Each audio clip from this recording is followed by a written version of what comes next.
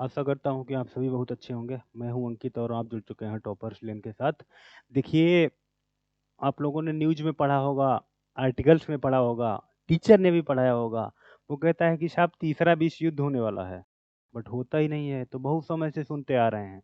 1 साल हो गया इस बात को सुनते-सुनते कि तीसरा विश्व युद्ध होने वाला है, बट हो क्यों नहीं रहा है? आप लोगों को एक बात पता है, जो दूसरा विश्व युद्ध हुआ था जो दूसरा विश्व युद्ध हुआ था, वो 1939 से स्टार्ट हुआ था।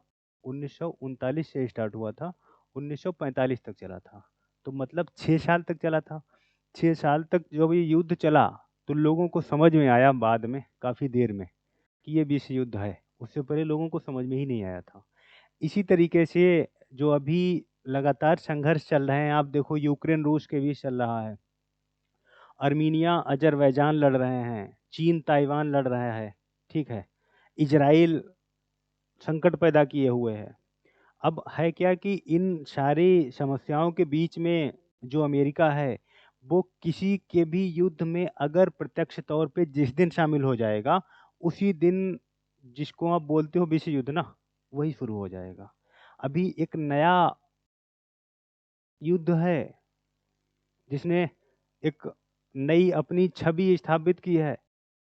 है क्या कि ये सारे युद्ध हो रहे हैं, पूरे विश्व का ध्यान आकर्षित कर रहा है रूस यूक्रेन के युद्ध ने। जो बचा रहा ध्यान है, वो चीन ताइवान ले लिया। उससे भी बचा हुआ ध्यान किसने ले लिया? अर्मीनिया अज़रबैजान ले गया। तो ऐसे में जो विश्व का सबसे बड़ा दादा है, अपने आप को समझता है। कोई कहता है अमेरिका दादा है, कोई कहता है रूस दादा है, वो कहता है हम सबके दादा। वो कौन है दादा? उसके बारे में बात करेंगे। वो दादा की हम बात कर रहे हैं नॉर्थ कोरिया की। जो नॉर्थ कोरिया है, इसने अभी कुछ ऐसा कर दिया जिससे पूरे विश्व का ध्यान अपनी ओर आकर्षित कर दिया। उसने कहा लोग हम पे ध्यान ही नहीं दे रहे हैं, हमारी ये तो घोर बेइज्जती है। अब बताइए, हम इतने पावरफुल इंसान हैं, हम किसी की नहीं मानते। आप आप समझो कि 2006 से लेके, ठीक है ना, 2006 से लेके 2017 तक ये जो नॉर्थ कोरिया है, इसने आपको अपने आप को न्यूक्लियर नेशन के रूप में स्थापित किया है। मात्र कितने साल में? आप मान सकते हो 10 साल में। 10 साल में अगर कोई देश अपने आप को न्यूक्लियर नेशन के रूप में स्थापित कर रहा है, तो ये बड़ी बात है, ठीक? इसीलिए ये किसी की नहीं सुनता। पहली बात, सुनता क्यों नहीं है? तो ना सुनने के पीछे रीज़न ये है कि देखो, जो नॉर्थ कोरिया है, इसका साउथ कोरिया के साथ विवाद रहता है। इसके अलावा जापान से भी विवाद रहता है। इस विवाद का मेन रीज़न ये है कि जो जापान है, हालाँकि जो नॉर्थ कोरिया साउथ कोरिया का पार्ट है, ये कभी आप देखोगे जापान के ही अधीन था। 1910 के आस-पास देखोगे जापान का ही क्षेत्र था। लेकिन जब द्वितीय विश्व युद्ध में जापान ने समर्पण कर दिया, उस समर्पण के पश्चात जो नॉर्थ कोरिया और जो साउथ कोरिया हैं, इनका विभाजन हो गया। जो नॉर्थ कोरिया है, वो चला जाता है किसके? चीन के पक्ष में, रूस के पक्ष में। समाजवादी सरकार का वहाँ गठन होता है 1948 में। वहीं जो साउथ कोरिया है, वो संयुक्त राज्य अमेरिका के नियंत्रण में आ जाता है, जहाँ पे पूंजीवाद से समर्थित सरकार का गठन किया जाता है। उसके बाद आपको पता है कि जो पूंजीवाद और समाजवाद के बीच जो संघर्ष था, जिसने शीत युद्ध का रूप ले लिया था, वो चलता जा रहा था। अब इन दोनों के बीच में जो एक खाई थी, वो बढ़ती चली गई। ऊपर से जो चाइना है और जो रसिया है, वो सपोर्ट किसका कर रहा था? वो सपोर्ट कर रहा है सीधे-सीधे नॉर्थ कोरिया का। जो साउथ कोरिया है, अमेरिका के नियंत्रण में है। अमेरिका उसको अपने आप को आका समझता है। अमेरिका उसी को नहीं आका समझता है। आपको एक बात बताएँ, जो अमेरिका है, आप देखोगे वो ये जो क्षेत्र है यहाँ पे, जितना भी पार्ट है, जापान हो गया, मतलब चीन का जो पूर्वी हिस्सा है, इस क्षेत्र में आप देखोगे अमेरिका इस क्षेत्र में अपने आप को दादा समझता है। मतलब कहने का वो ये चाह रहा है कि इस क्षेत्र में जितने भी रहने वाले लोग हैं, जो ये देश हैं, हमको वो अधिकार देते रहें जिससे कि ये महसूस हो मुझको कि हम इस क्षेत्र के आका हैं। ये अपने आप को यहाँ के आका साबित करने का प्रयास करते हैं। अब आका साबित करने के प्रयास के क्रम में होता क्या है कि जो चाइना है, वो अमेरिका से उसकी नहीं बनती है, कभी भी नहीं बनती। अब चाइना की अमेरिका से बनती नहीं है, तो चाइना करता क्या है? खुद तो कुछ नहीं करता है, इसी को आगे बढ़ा देता है। कहता बताओ इनको हमारी पावर क्या है? और फिर वो पावर इनको दिखाता है अपनी, और वो भी देखो पावर दिखाई, वो पावर क्या है देखो यहाँ पे। उसने किया क्या है, उसने किया है, अब जो जापान है, जापान भी अब वही बात है, हमने बताया ना, अमेरिका समर्थित है, अमेरिका समर्थन कर रहा है, वो अपने आप को आका समझ रहा है, दोनों का अपने आप को आका समझता है, चाहे जापान हो गया, चाहे साउथ कोरिया हो गया। ठीक, जो साउथ कोरिया है वो, चूंकि जापान के साथ उसके अच्छे संबंध नहीं हैं, जापान के साथ उसका संघर्ष रहता है, लेकिन चूंकि अमेरिका जापान और जो साउथ कोरिया है उन दोनों पर नियंत्रण रखता है, इसलिए अमेरिका की मध्यस्थता के क्रम में दोनों के बीच संघर्ष बचा रहता है। ठीक है ना। बाकी जो जापान है उसके ऊपर 2017 में एक बार जो नॉर्थ कोरिया उसके द्वारा मिसाइल जापान के ऊपर से उड़ा दी गई थी। एक बार फिर से कुछ ऐसा ही किया गया है, जापान के ऊपर से जो नॉर्थ कोरिया के महाशय हैं, इन्होंने जापान के ऊपर से एक मिसाइल उड़ा दी। ठीक है, उसने जापानियों के होश उड़ा दिए। मिसाइल उड़ी कि जापानियों के होश उड़ गए, होश ऐसे उड़ गए कि जापान में आप देखोगे बुलेट ट्रेन को रोकना पड़ा।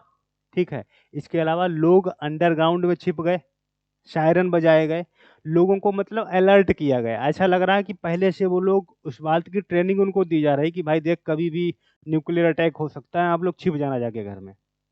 मतलब अटैक के लिए तैयार थे वो लोग, क्योंकि 2017 में ऐसी ऐसी घटना को झेल चुके थे, इसलिए इस बार में वो पहले से तैयार थे, ऐसा लग रहा है। तो हुआ क्या कि सभी लोग अपने अपने घरों में जाके छिप गए, घरों में जाके छिप गए। अब ये जो महाशय है, ये जो देखो हंसता हुआ चेहरा, नूरानी लग रहा है, कितना बड़ा खतरनाक आदमी है। ये अपने आप को ही सब कुछ समझते हैं, ये किसी की नहीं मानते। आप कोई भी हो, आप कोई भी हो, ये किसी की नहीं मानते, ये मानते हैं अपनी सत्ता को। तो इन्होंने जो मिसाइल उड़ाई है जापान के ऊपर से, आप देखो वो जापान के ऊपर से कितना, 4500 किलोमीटर, लगभग 2800 मील। ठीक, बाहर जाके जो पैसिफिक ओशियन है, प्रशांत महासागर में जाके गिरी है, प्रशांत महासागर में जाके गिरी। देखिए ये है यहाँ पे नॉर्थ कोरिया, ये पड़ता है साउथ कोरिया, ये पड़ता है आपका जापान। तो मिसाइल को बंदे ने यहाँ से उड़ाया है और कहाँ जा रही है, देखिए प्रशांत महासागर में अमेरिका के आसपास जाके गिरी है। तो इतना भयंकर जो ये मिसाइल है इसके द्वारा छोड़ी गई है। तो आप समझ सकते हो, अब ये 2017 के बाद पहली बार उड़ाया है, 2017 में उड़ाया था एक बार फिर से उड़ा दिया। तो ये 4500 किलोमीटर चाहे तो अमेरिका के पास पहुंचा सकता था, इसके पास इतनी पावर है, भी दिखाएंगे आपको, वो सारी मिसाइलें बताएंगे जिसके माध्यम से एक हंसता हुआ नूरानी चेहरा अपने आप को दादा समझता है, किसी भी दादा से भी बड़ा दादा समझता है। वो अमेरिका कहता है कि हम दादा हैं, रसिया कहता है कि हम दादा हैं, ये कहता है कि हम सबसे बड़े दादा हैं, किसी की नहीं मानते, नहीं मानता है किसी का। देखिए यहाँ पे मैप के माध्यम से समझाया गया है, ये जो मिसाइल थी कैसे पैसिफिक ओशियन में पहुंचती है। ठीक है, इसके अलावा आप देखो यहाँ पे जो रेंज ऑफ नॉर्थ कोरिया की मिसाइल है, नॉर्थ कोरिया की जो मिसाइल है उसकी रेंज आप देखिए। अब यहाँ से इसने जो चलाई थी नॉर्थ कोरिया ने, जापान के ऊपर से जो मिसाइल को उड़ाया है, ये चाहता तो सीधे सीधे यूएसए तक पहुंच सकती थी। अब इसके पास इतनी पावर है कि वो अमेरिका तक मिसाइल को पहुंचा सकता है, अमेरिका को उड़ा सकता है, क्योंकि जो नई टेक्नोलॉजी पर आधारित इसके द्वारा मिसाइल बनाई गई हैं। आप देखिए ये एक मिसाइल है इसकी, हैपसोंग 70, हालांकि विवादित है। आप देखो अमेरिका तक तो हैपसोंग जो 12 है, यही अमेरिका तक मारने में सक्षम है। देखिए ये दिखाया गया है, 5318 मील्स डिस्टेंस को कवर करता है सीधे, मतलब आप गिरा सकते हो कहाँ, लंदन, लंदन ले जा सकते हो। ये जो हैपसोंग 12 है ये 4500 किलोमीटर तक जा सकती है। इसके अलावा हैपसोंग 40, हालांकि अब है क्या कि इसके बारे में बोला जा रहा है कि इसको नॉर्थ कोरिया ने टेस्ट किया। ठीक है, टेस्ट कर लिया है, अब ये नॉर्थ कोरिया के पास है, लेकिन अमेरिका कहता है कि नहीं, ये फ्लॉप हो गई, ये फ्लॉप हो गई है। अमेरिका रशिया नॉर्थ कोरिया के पास ये नहीं है।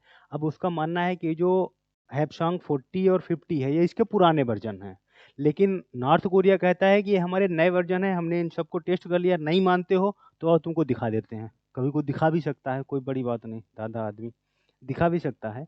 तो कहने का आशय ये है कि इसके पास इतना पावर है, इतना पावर है कि ये सीधे सीधे अमेरिका तक पहुंचा सकता है।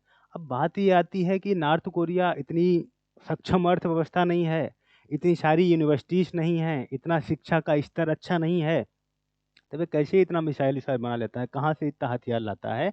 तो आप देखोगे कि कहीं ना कहीं हमको ऐसा लगता है कि इसका सपोर्ट चाइना के द्वारा किया जा रहा है। अब ये बात सही है कि इसका सपोर्ट चाइना के द्वारा ही किया जा रहा है, क्योंकि उसकी सहमति के बगैर ये इतना बड़ा जो प्रोपेगेंडा फैला देता है या इतने सारे हथियार हैं, तो ये इसके पीछे सीधे-सीधे अमेरिका का हाथ रहता है। अब इसीलिए तो देखो ना, अमेरिका और जो चाइना है, ठीक है ना? वो आपस में जब नहीं बनती है, कभी भी लगता है कि अमेरिका के द्वारा चीन को नियंत्रित करने का प्रयास किया जा रहा है, या चीन के द्वारा अमेरिका को नियंत्रित करने का प्रयास किया जाता है। तो चाइना सीधे-सीधे अमेरिका से कुछ नहीं कहता, वो इसी से बोलता है। वो इसी से बोलता है कि भाई करो कुछ, और इसी को बोल देता है, सीधे-सीधे आके मिसाइल को उड़ा देता है। पूरे विश्व को आश्चर्यचकित कर देता है। ठीक है। तो अभी इसने मिसाइल क्यों उड़ाई? ये तो बात ठीक है, इसके पास पावर बहुत है मिसाइल्स की। ये जो देखते हो आप, ये कितना है, 15,000 किलोमीटर। हैपसॉन्ग जो 17 है, जिसके बारे में बताता है कि हमने इसका टेस्ट कर लिया, अमेरिका कहता है ये तुम्हारा पुराना वर्जन है। वो कहता है दिखाएँगे, तसल्ली रखो थोड़ा, हो सकता है कभी को दिखा दे। तो ये जो है, इसका मारक क्षमता कितनी है? 15,000 किलोमीटर। मतलब समझ सकते हो आप, पूरा पूरा विश्व पार कर देगा। जो तुम्हारे ऊपर के 5 महाद्वीप हैं, पाँचों को पार करते हुए मिसाइल निकल जाएगी। तो इतनी ज़बरदस्त मिसाइलें हैं इनके पास में। तो ये जो टेक्नोलॉजी है, इसके पीछे कहीं न कहीं चाइना का हाथ है। इसी के क्रम में ये इतनी सारी टेक्नोलॉजी को डेवलप किया है। अभी क्या ऐसा हो गया कि इन्होंने चाइना के ऊपर मिसाइल दाग दी, ऊपर से निकाल दी, 4500 किलोमीटर ऊपर जाके गिरी, प्रशांत महासागर तक पहुँचा दिया। चाहते तो आप अमेरिका में भी दाग सकते थे, उस पे गिरा सकते थे। तो ऐसा इसलिए हुआ कि देखो अभी था क्या कि जापान के प्रधानमंत्री की मृत्यु हुई थी, शिंजो अबे, ठीक है ना? जब शिंजो अबे की मृत्यु हुई थी, तो उस समय कमला हैरिस आई हुई थी वहाँ पे। जब कमला हैरिस आईं, तो अब वो कहीं न कहीं नॉर्थ कोरिया से जापान से साउथ कोरिया भी गई थीं। जब साउथ कोरिया में गईं, तो ये जो बैठा हुआ देख रहा था नॉर्थ कोरिया वाला, इसको लगा कि अच्छा तुम घूम रहे हो, चलो ठीक है, तुमको अपना पावर दिखाते हैं। अब पावर दिखाने के चक्कर में जैसे ही कमला हैरिस साउथ कोरिया से निकल के जाती हैं, पीछे से बंदा मिसाइल छोड़ देता है, शुरू कर देता है, मतलब अपनी पावर दिखा रहा है, ठीक है ना? एक तो रीज़न ये हो गया। इसके अलावा दूसरा रीज़न ये था कि ये जो अमेरिका है, हमने बताया ना, इस क्षेत्र में अमेरिका अपने आप को दादा समझ रहा है। अपने आप को दादा समझने की कोशिश कर रहा है, अपने आप को दादा स्थापित करने का प्रयास कर रहा है। अब उस दादा के क्रम में तुम देखोगे, जो जापान है और जो साउथ कोरिया है, उनके साथ मिलकर एक मिलिट्री डील कर रहा था, ठीक है? अब सॉरी, मिलिट्री रिहर्सल कर रहे थे। तो उस मिलिट्री रिहर्सल के क्रम में तुम देखोगे कि अब तुम मिल के कर रहे हो भाई। अब आ चुके हो साउथ कोरिया की सीमा पर, बैठे हो, रिहर्सल कर रहे हो बराबर। अब अमेरिका क्यों कर रहा है? क्योंकि उसको लगता है चाइना को नियंत्रित करना है हमको। वो तो इस फिराक में है अपनी। लेकिन चाइना को पता है कि हमको डायरेक्टली कुछ नहीं कहना है, हमारे पास तो है एक शेर, उसी शेर को आगे बढ़ा देंगे। अब वही शेर कौन है? North Korea. उसी को चाइना ने आगे बढ़ा दिया, उसने काम तमाम कर दिया, मिसाइल को छोड़ दिया जापान के ऊपर से।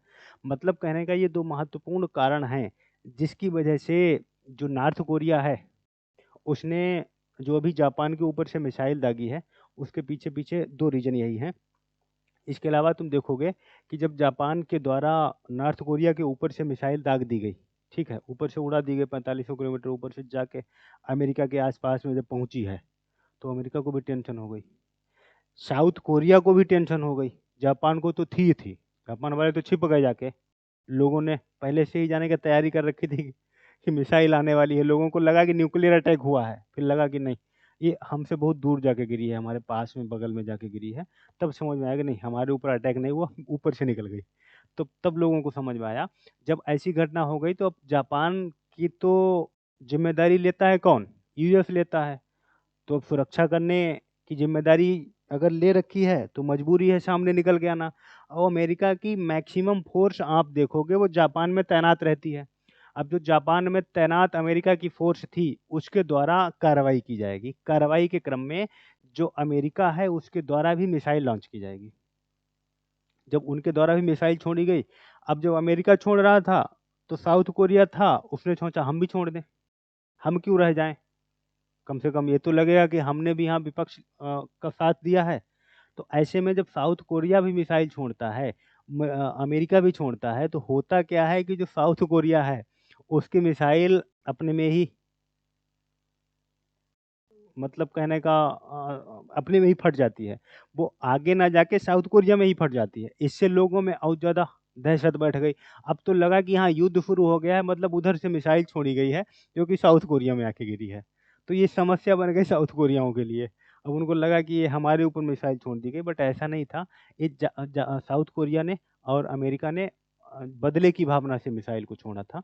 लेकिन बाद में हुआ क्या कि जो साउथ कोरिया और अमेरिका है, ठीक है ना, और जो जापान है, इन लोगों ने उस इस मुद्दे को संयुक्त राष्ट्र संघ में लेके गए, जहाँ पर संयुक्त राष्ट्र की यूएन सिक्योरिटी काउंसिल की जो मीटिंग होती, वहाँ पर इसको मुद्दे को रखा गया।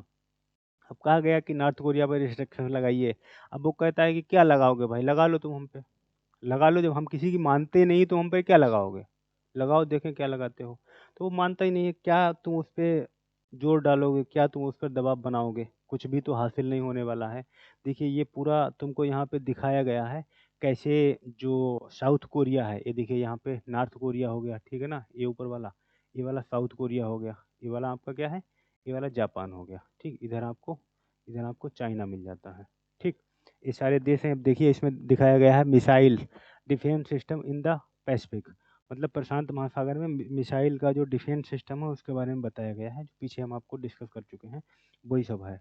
तो कहने का आशय ये है कि जो नॉर्थ कोरिया है वो अपने आप को आका के रूप में स्थापित कर रहा है, किसी दूसरे को आका नहीं मानता है, ठीक। अब है क्या कि ये तीनों जो तीन देश हैं, जैसे रूस हो गया, चाइना हो गया और नॉर्थ कोरिया हो गया, ये तीनों क्या हैं, समाजवाद का पालन कर रहे हैं। अब बहुत लंबे समय से संघर्ष चल रहा है, किसके साथ, जो पूंजीवाद का समर्थन करते हैं, उसमें कौन है, अमेरिका, ठीक है ना। तो अमेरिका और रूस अपने अपने वर्चस्व के लिए सदैव से लड़ते रहे हैं। जब शीत युद्ध हो रहा था तो यही तो हो रहा था, ये लोग अपने वर्चस्व के लिए, अपनी हेजेमनी के लिए एक एक अलग अलग गुट बना रहे थे। वही गुटबाजी अभी भी चल रही है। अब यही गुटबाजी में किसी युद्ध में अगर ऐसा हो जाता है कि अमेरिका प्रत्यक्ष रूप से इन्वॉल्व हो जाता है, तो उसी दिन पता लगेगा कि क्या विश्व युद्ध शुरू हो गया। अब कब शुरू होता है विश्व युद्ध, देखना पड़ेगा। इसको देखने के लिए आप लोग बने रहिए टॉपर्स के साथ। Thank you.